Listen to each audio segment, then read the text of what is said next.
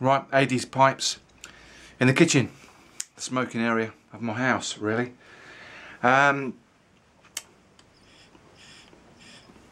With my little Soren, which I got from Keith Chamberlain a long time ago. And it's a really nice little lightweight bulldog. What am I smoking now? I'm smoking some of this. From Mr. Glenn Thompson, Mr. Pipe Nutter himself, from Down Under. I've been looking at the pictures on Facebook of the Chicago convention with One Man Smoke and the Dagners. Pretty amazing stuff. Anyway, what we got here? Some pipes that I've cleaned, ready to be rested and put back into the pipe cabinet over there. Well, this video is about that.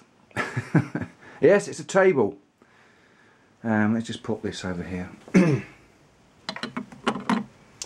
Right, this table is an Ikea table I purchased from the car boot sale this year, and it wasn't very expensive.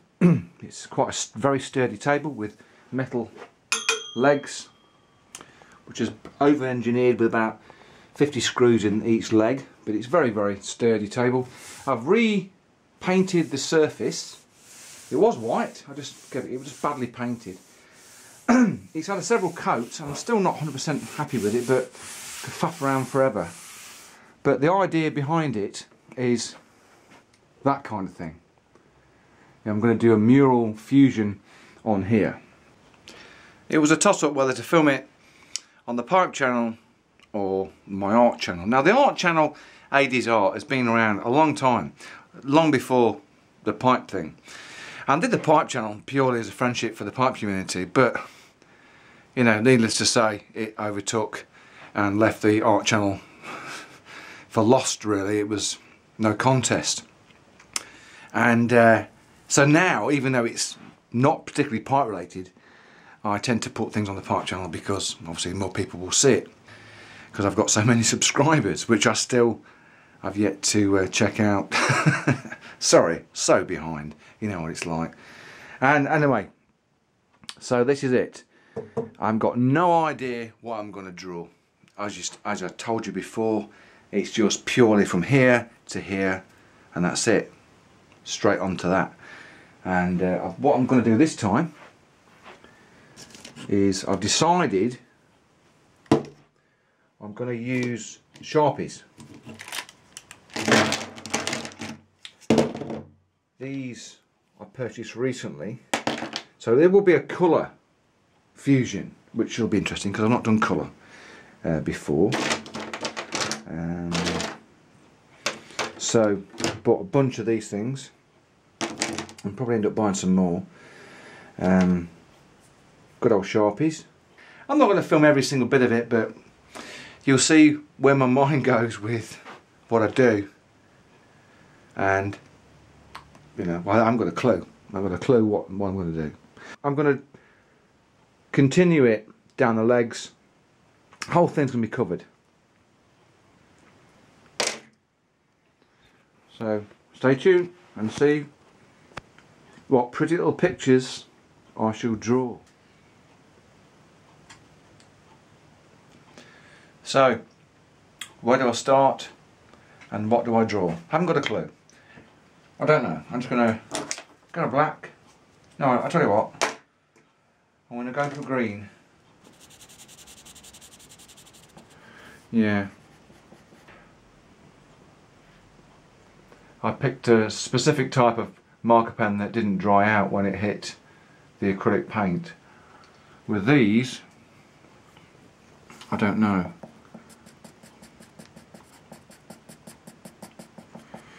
I really don't know. It might have to be crosshatch rather than block colour. Like I say, I do not have anything in my mind when I draw. I don't have any thoughts particularly. That's kind of what I imagined at that top corner, kind of what I wanted to draw. Like I say, with me having to cross-hatch the colour in rather than block it in, it could take a while. I mean, without sounding a big-headed git, I do draw very, very quickly. I don't mess about. I just start to...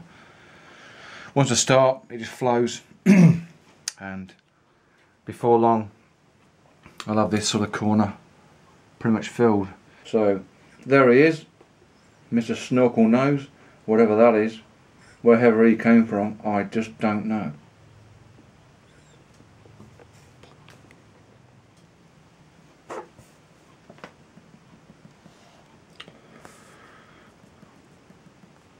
I use two types of outline marker, which is this one, which is a zig marker, which doesn't dry out as much as the Sharpies do so quickly, and these Pentel bullet point, which give me a little bit more time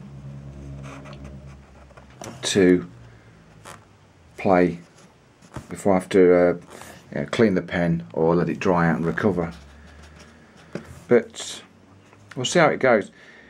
Well, I've got a problem here because I've not used colour before. You've got to kind of, it does help if you can forecast where you are going to colour, because you don't want to have problems with smudging and smearing with the inks and stuff, so that could be a problem. This might take a little bit longer than I normally spend. See, we're going off on a tangent here. I don't know where this is going to lead. I don't know where that's going to go, what that's going to go into. It'll just develop into something. I've no idea what. See, now I fancy just a bit of detail in here. Yeah. Yeah. So I might do a bit more colouring before I start any more blacking in.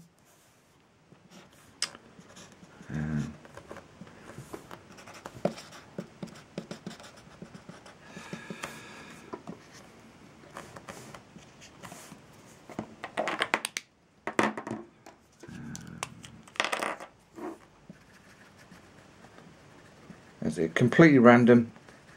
Completely random.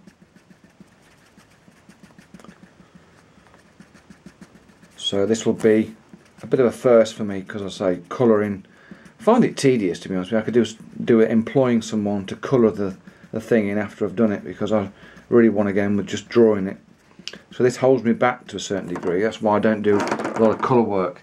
I started to colour some of that in on the wall, but it's just, I get bored and want to move on to something else.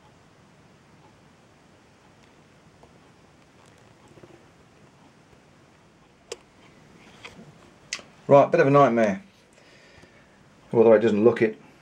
I had to make some radical changes. First of all, I had a bit of a total shock.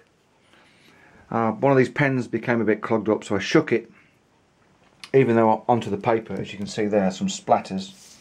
But it went all over here, black ink everywhere. And I thought, oh no, you're joking. But fortunately, using one of these magic sponge erasers here that you can get anywhere now, I got rid of it, cleared it all off. But then I thought, the pens are drying out too easy. It was really completely drying up the Sharpies. So I gave the whole surface a coat of this matte sealer. Spray the whole lot. Dries in about 15 minutes. Now it's instantaneous. I can get block colour. No problem at all. Pens aren't drying out.